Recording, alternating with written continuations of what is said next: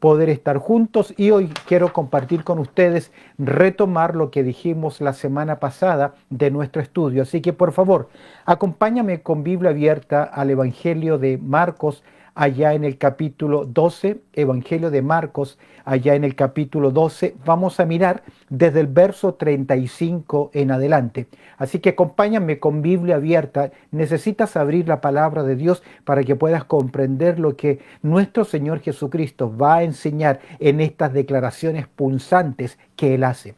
En Marcos capítulo 12, el verso 35, la palabra del Señor dice lo siguiente: enseñando Jesús en el templo, decía: ¿cómo dicen los escribas que el Cristo es hijo de David? Porque el mismo David dijo por el Espíritu Santo: dijo el Señor a mi Señor, siéntate a mi diestra, hasta que ponga a tus enemigos por estrados de tus pies. David mismo le llama Señor. ¿Cómo pues es su hijo? Y gran multitud del pueblo le oía de buena gana.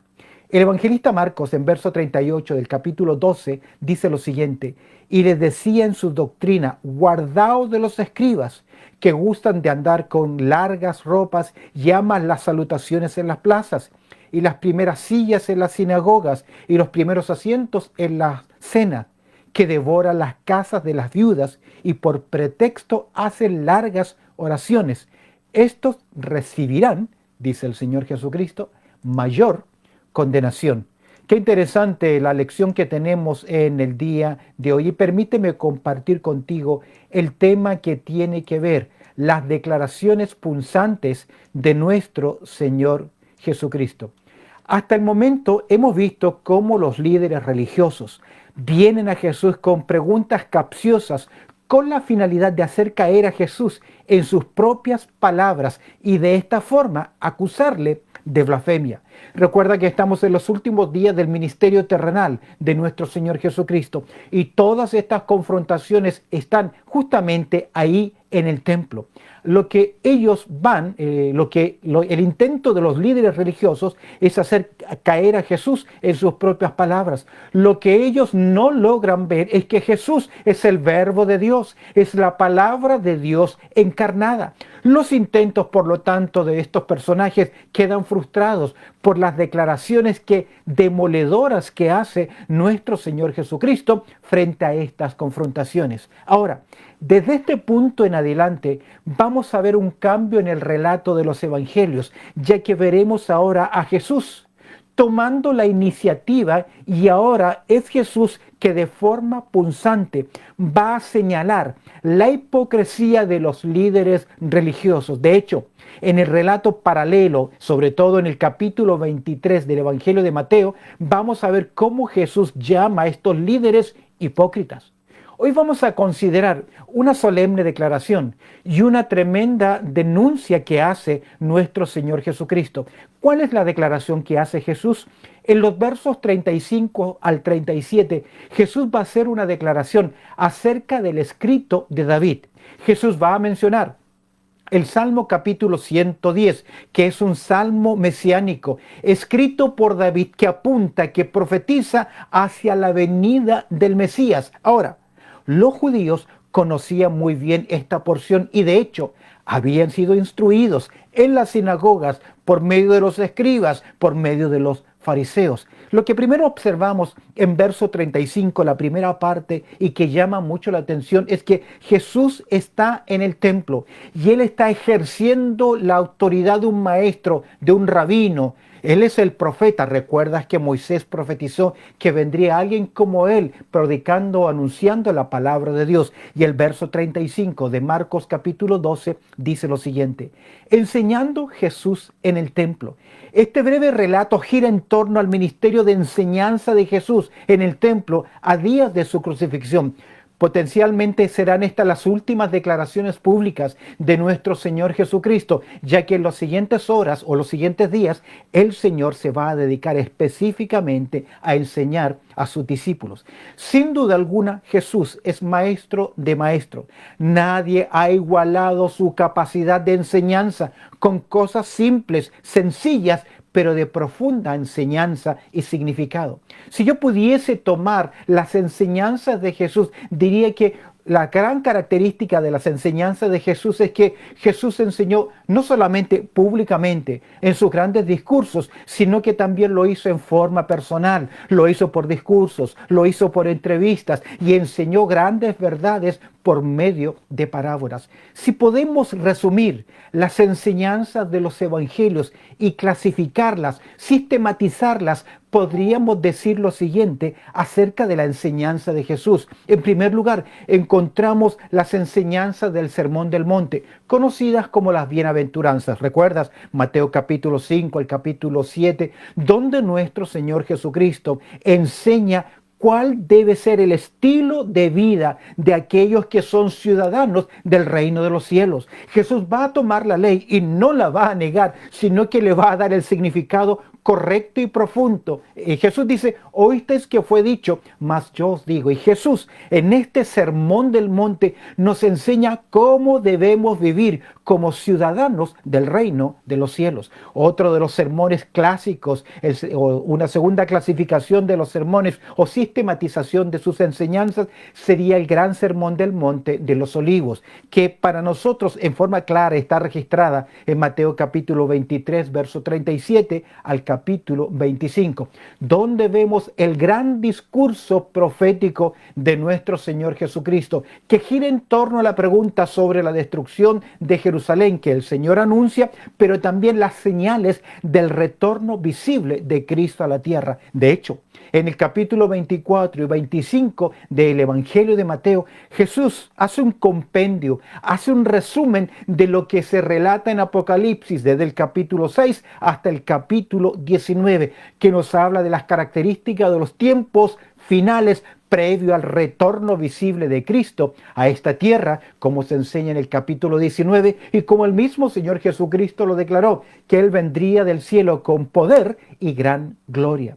Dos sermones interesantes, Mateo 5 al 7, sermón de las bienaventuranzas, Mateo 24, 25, que tiene que ver con el futuro, con respecto al retorno del Rey a esta tierra.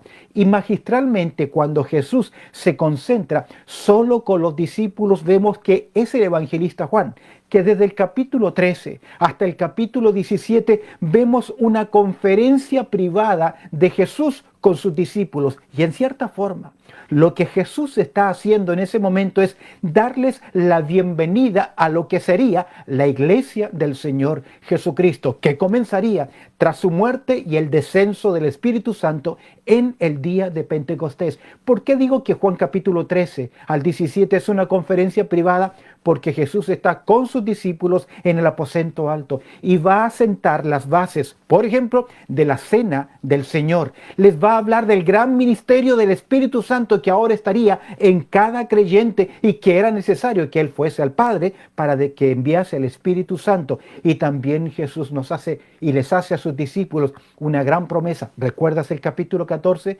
Si yo me fuere y os prepararé lugar, ¿qué? Vendré otra vez y os tomaré a mí mismo, para que donde yo estoy, vosotros también estéis. De esta forma podemos sistematizar Juan capítulo 3 al 17, conferencia privada, bienvenida a los discípulos. Es por eso que vemos acá ese ministerio y como observamos en el verso 35, el Señor Jesucristo, la maestría que Él tiene. Observa ahora el mismo verso 35, porque no solamente Jesús está enseñando, sino que Él ahora va a tomar parte de las declaraciones de los escribas para dar una tremenda enseñanza. Observa la mención que hace Jesús de los escribas. Estamos en Mateo, en Marcos capítulo 12, verso 35. Enseñando Jesús en el templo, decía, ahora dice lo siguiente, ¿cómo dicen los escribas que el Cristo es hijo de David?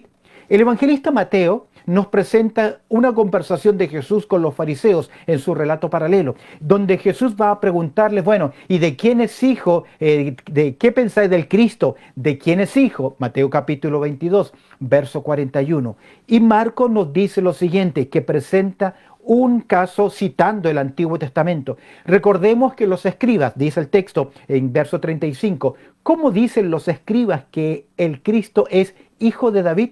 Recordemos que los escribas eran en aquel momento los teólogos profesionales, los eruditos en el tiempo de Cristo, personajes de consulta permanente por su profundidad, por su conocimiento y también el comentario que ellos habían hecho acerca del Antiguo Testamento. Y la pregunta gira en torno a la declaración de David en el Salmo 110 diciendo, Cristo es el Hijo de David. Los escribas habían enseñado que el Mesías sería descendiente directo de David.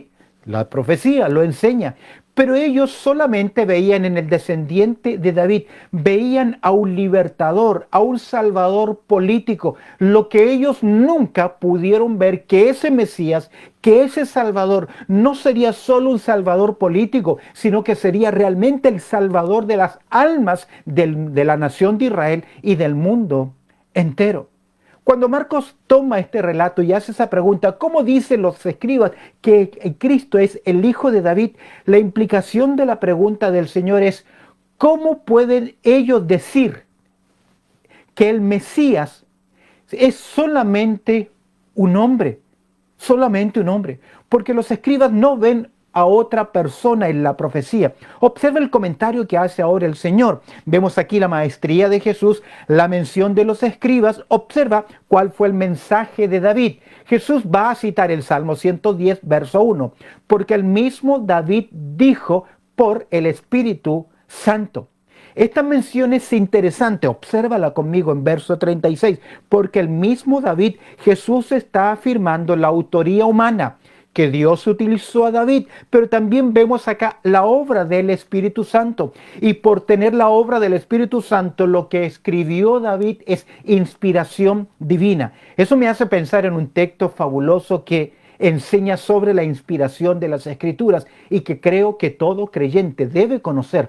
En 2 de Pedro, en el capítulo 1, verso 21, Pedro dice lo siguiente: por favor, abre tu Biblia y marca ese texto de la palabra de Dios porque es un texto fundamental para nosotros tener convicción de por qué creemos lo que creemos acerca de la palabra de Dios. 2 de Pedro, en el capítulo 1, verso 21, Pedro dice lo siguiente: porque nunca la profecía fue traída por voluntad humana. Ningún libro de los 66 que tenemos en nuestras Biblias es ocurrencia humana y porque a alguien se le ocurrió escribir una porción de la Biblia. Aquí dice que fue el acto de Dios, porque nunca la profecía fue traída por voluntad humana. Por el contrario, dice el texto, sino que los santos hombres, y estos santos fueron hombres apartados, son santos porque fueron apartados por Dios como instrumentos humanos. Pues dice el texto, pues, sino que los santos hombres de Dios, mira lo que dice, hablaron o registraron siendo inspirados por el Espíritu Santo. Y el término inspirado acá significa que fue el Espíritu Santo que los llevó al punto de influencia, de control, de tal forma que lo que ellos escribieron, lo escribieron bajo el control, bajo la dirección, bajo el permiso y la voluntad de Dios. Luego Pablo en 2 Timoteo capítulo 3, verso 16, dice que esos escritos fueron exhalados, soplados por Dios. Dios le dio vida y le dio autoridad como palabra de Dios, queridos. Y esto es importante en esta declaración, porque Jesús está afirmando que las enseñanzas del Antiguo Testamento provienen de Dios, provienen de la obra del Espíritu Santo. Y usted y yo, cuando nos enfrentamos frente a la Biblia, a la palabra de Dios, debemos temblar frente a ella porque es la voz de Dios en nuestras vidas. Y mira la referencia que hace el Señor. Va a citar el Salmo 110, verso 1, y mira lo que dice, citando el Salmo. Dijo el Señor a mi Señor. En el texto hebreo es interesante, ya voy a hacer mención. La pregunta gira en torno a esta declaración. Dice el Señor a mi Señor. Son palabras de David, pero en el texto hebreo dice Jehová a Adoni o Adonai. Que la pregunta gira en torno a esta declaración. ¿Cómo podría ser esto? ¿Cómo era posible que el Mesías fuese hijo de David y a la vez fuese Señor? Vemos acá, para nosotros no hay problema. Nosotros sabemos que el Mesías es Jesucristo, el ungido, el Mesías. Y lo que los escribas no veían, solamente ellos ven que el Mesías es un hombre. Y David ya lo había dicho que era más que un hombre, porque David está llamando a su hijo, a su descendencia, aquel que se sentaría en el trono, le está llamando Adonai, Señor, soberano, dueño, Dios. Para nosotros la respuesta es clara, porque nosotros vemos en Jesús tanto el hombre como Dios. En el Mesías, en Cristo, vemos a Dios hecho hombre. Juan capítulo 1, versículo 14 lo dice. Y aquel verbo que estaba en el verso 1, cara a cara con Dios, vemos que aquel verbo fue hecho carne. Y el término carne significa que hizo un tabernáculo con nosotros. De hecho, la profecía decía que vendría Emmanuel. ¿Y qué significa Emmanuel?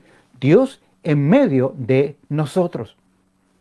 Frente a esta declaración, los líderes religiosos debían someterse a la deidad del Señor Jesús, porque Jesús ha demostrado, no solamente en sus enseñanzas, no solamente en sus declaraciones, que Él es el Mesías, sino por medio de sus acciones.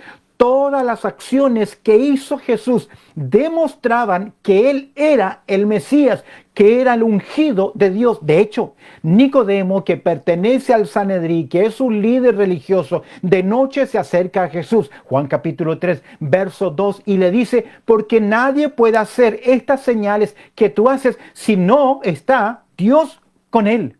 Ahora es interesante, Jesús va a citar las palabras del David que dice, dijo el Señor a mi Señor, y observa lo que le dice, siéntate a mi diestra. Le está diciendo David, reconociendo a Adonai, reconociendo al Mesías, no solamente como su descendiente, no solamente en la carne, sino como Señor, como Dios, siéntate a mi diestra. Y aquí vemos las palabras del Padre hacia el Hijo. De hecho, sentarse a la diestra significa tener un lugar de autoridad. Primero, indica obra consumada y en segundo lugar, una posición de autoridad y una posición divina. Sentarse a la diestra simboliza que Jesús, el Mesías, es Dios y es coigual con el Padre en rango y también en autoridad. Es una declaración que reafirma que Jesucristo es Dios. Lo que los escribas, los oyentes debían haber hecho en ese momento es caer de rodillas y reconocer la persona del Mesías como el Mesías, pero también como Dios. Y de hecho, el salmista dijo, siéntate a mi diestra hasta que ponga a tus enemigos por estrado de tus pies. Se anticipa acá el reino terrenal, donde los enemigos serán subyugados, serán sujetados bajo la autoridad del Mesías. Es el anticipado gobierno del Mesías. Es una declaración increíble de lo que ocurrirá. Apocalipsis capítulo 19. Cuando nuestro Señor Jesucristo venga a esta tierra y camine con paso firme hacia Jerusalén, porque descenderá, Zacarías capítulo 14, al monte de los olivos y con autoridad caminará y se sentará en el trono de David su padre y subyugará a sus enemigos y él pisará el lagar de la ira del Dios Todopoderoso. Es porque el Rey viene. Y aquí encontramos esta declaración. ¿Cómo podemos decir que no hay un reino físico, que no hay un reino literal, que no habrá un reino terrenal? Observa, el Señor Jesucristo hace la referencia. Ahora, verso 37, la siguiente parte, Jesús hace la interpretación y dice lo siguiente: David mismo le llama Señor. Esta es la interpretación que Jesús da a las palabras de David. Y luego va a preguntar, ¿por qué pues es su hijo? La pregunta es teológica. Es como decir, es que está diciendo, ¿cómo puede el salmista llamar Kurios, que es la palabra en griego acá, Dios, que es la traducción de la palabra Jehová del Antiguo Testamento? ¿Cómo puede David llamar a su hijo Jehová? Kurios, Señor. El texto hebreo dice Adonai o Adoni, que significa Señor, dueño, soberano, amo de todo. ¿Por qué? porque David logra ver que su descendiente es el Mesías, Dios entre los hombres. Una verdad interesante que en ese momento, cuando los escribas abren sus ojos, lo entienden, debían haber caído de rodillas, reconociendo el señorío de Cristo.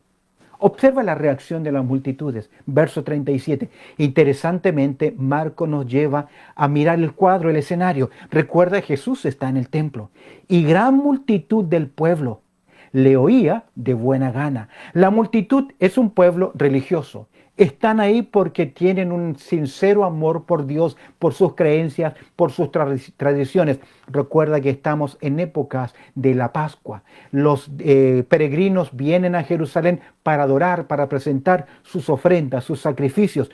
Conocen la palabra de Dios y le han oído, oyen a Jesús. Prestan atención a esta declaración y le oían de buena gana. Ellos van prestando atención con mucha disposición.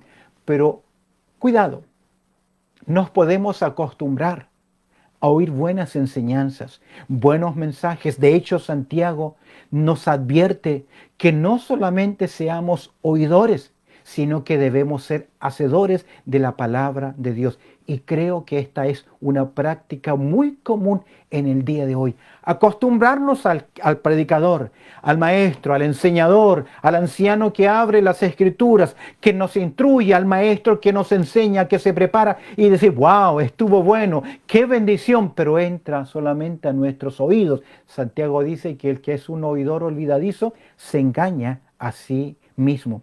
Al parecer, ninguno de ellos se postró en la presencia del Todopoderoso, Dios encarnado, en arrepentimiento y confesándole como su Señor, como su Salvador. No lo vemos. Observa ahora el cambio.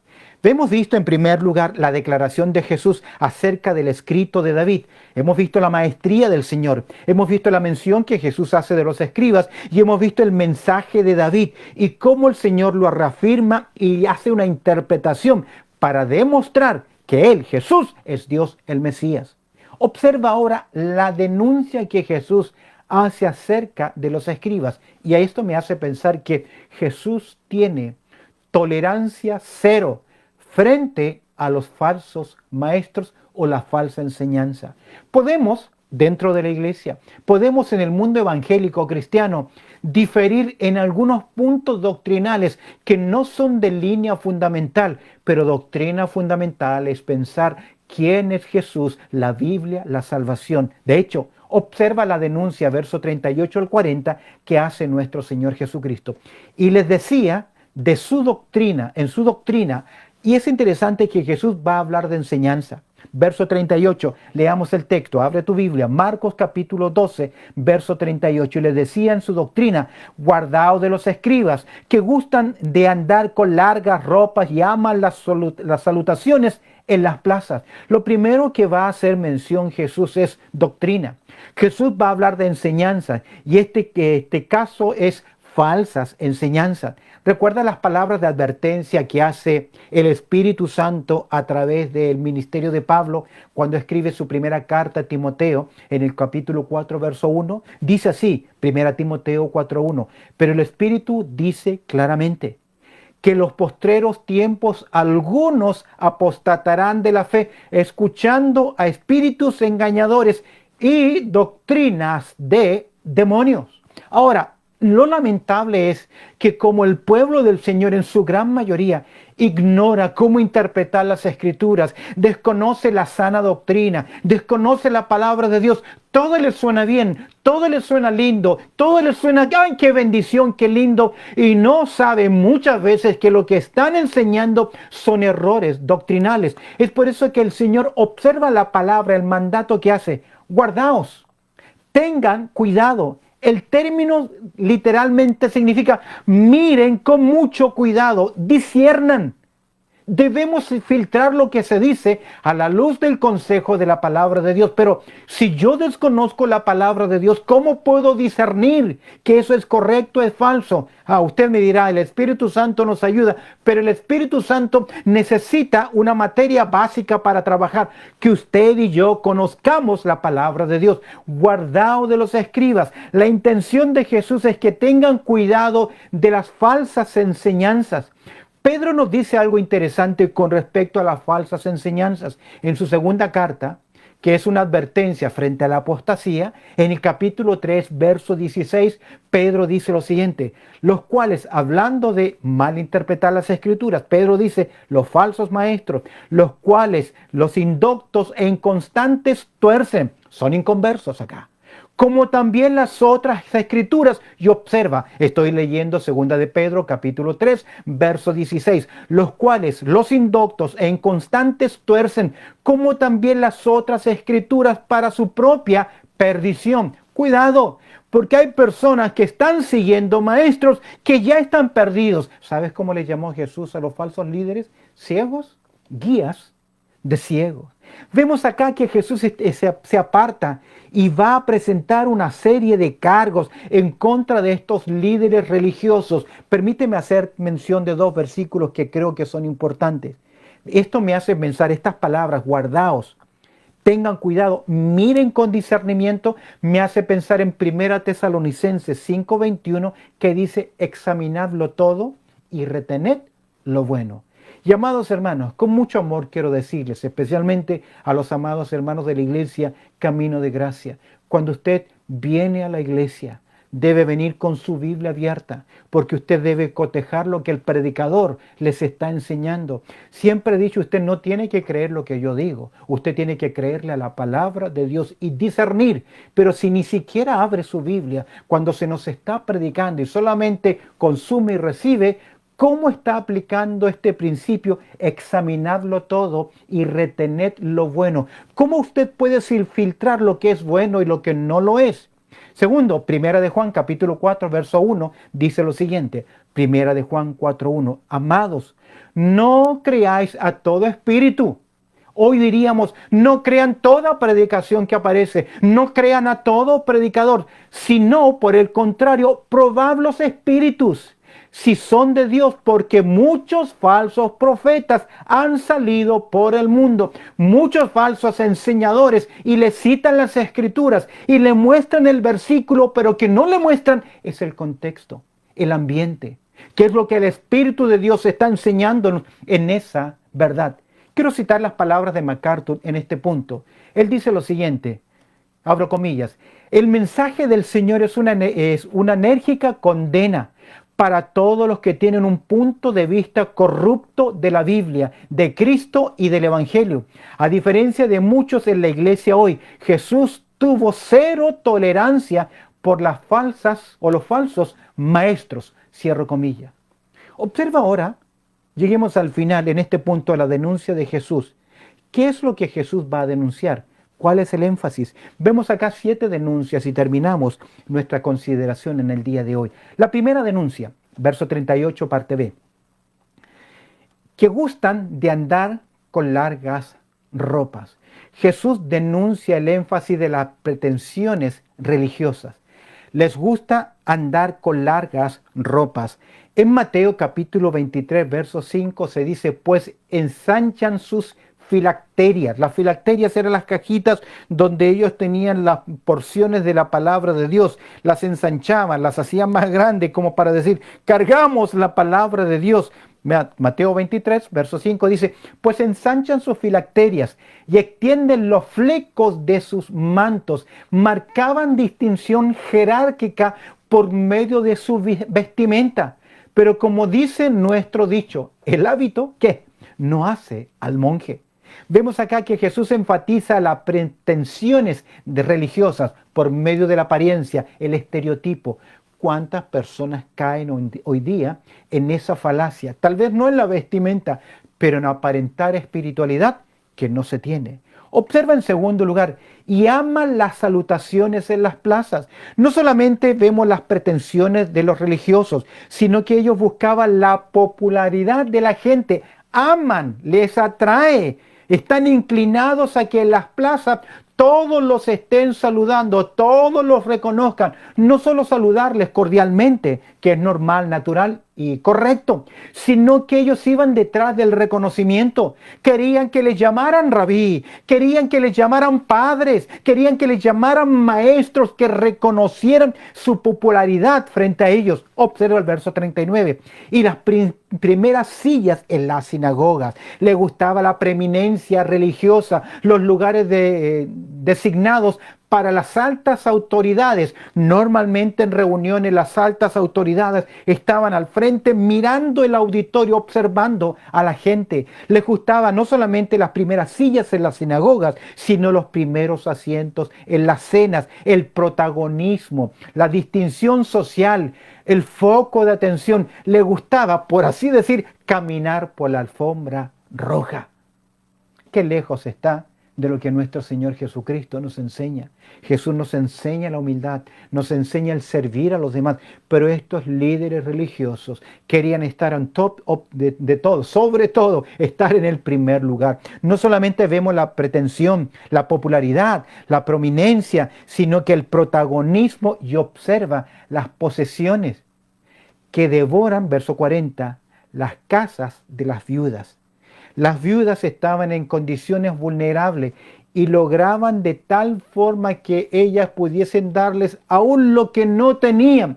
De hecho, estos personajes, los escribas, no recibían un sueldo oficial, pero vivían de las donaciones, vivían del dar. Es por eso que aquí les vemos de casa en casa buscando, candidateándose, buscando apoyo, soporte. El Señor denuncia las posesiones y las intenciones de ellos y la falsa piedad. Y observa, llegaban a las casas o estaban en las plazas y por pretexto, ¿qué hacen? Largas oraciones al final del verso 40, y que devora las casas y por pretexto hace largas oraciones. Las oraciones son intencionadas, son hipócritas. Las usaban ellos para aparentar espiritualidad. ¿Recuerdas cuando nuestro Señor Jesucristo enseñó acerca de la oración y enseñó el Padre Nuestro? En Mateo capítulo 6, verso 5, nuestro Señor Jesucristo, hablando de estos personajes, dice, y cuando ores, no seas como los hipócritas, porque ellos aman el orar en pie, en las sinagogas, en las esquinas de las calles, para ser visto de los hombres. De cierto os digo que ya tienen su recompensa. Largas oraciones aparentando lo que no son. Es interesante que Jesús hizo una parábola. Está registrada en Lucas capítulo 18, verso 11. Voy a leer verso 11, 12 y el 14. Lucas capítulo 18. Leo, dice, el fariseo, esta es una historia que Jesús contó, el fariseo puesto en pie, oraba consigo mismo de esta manera. Y me llama la atención que no está orando a Dios, está orando consigo mismo de esta manera. Dios, te doy gracias porque no soy como los otros hombres, ladrones, injustos, adúlteros, ni aun como este publicano. Verso 12. Ayuno 2 veces a la semana. Doy diezmo de todo lo que gano. Verso 14. Os digo que este descendió a su casa justificado, hablando del publicano, antes que el otro, porque cualquiera que se enaltece será humillado, y el que se humilla será enaltecido. Y observa la última palabra, la última frase del versículo 40. Jesús denuncia a los escribas y paralelamente en capítulo 23 incluye a los fariseos. ¿Qué denunció de ellos? Las pretensiones de los religiosos, la popularidad de los religiosos, la preeminencia de los religiosos, el protagonismo de los religiosos, las posesiones de los religiosos, la piedad aparente de los religiosos. Observa el verso 40, la penalidad de los religiosos. Mira lo que dice el Señor Jesús al final del verso 40. Estos recibirán, ¿qué cosa? Léelo en tu Biblia. Verso 40, Marcos capítulo 12. Son religiosos. Están cerca de la palabra de Dios. De hecho, conocen la palabra de Dios, pero no hay cambio en sus vidas. No reconocieron a Jesucristo como realmente quien Él era. Estos recibirán no solo condenación. Dice, mayor condenación. La penalidad ya es por su incredulidad y la intensidad por la mayor responsabilidad producto de su encuentro cara a cara con la verdad de Dios. Recuerda que a mayor luz, mayor responsabilidad. Qué bendición es tener maestros que nos enseñen la palabra de Dios. Pero cada vez que nos enseñan la palabra de Dios y adquirimos luz, también adquirimos mayor responsabilidad.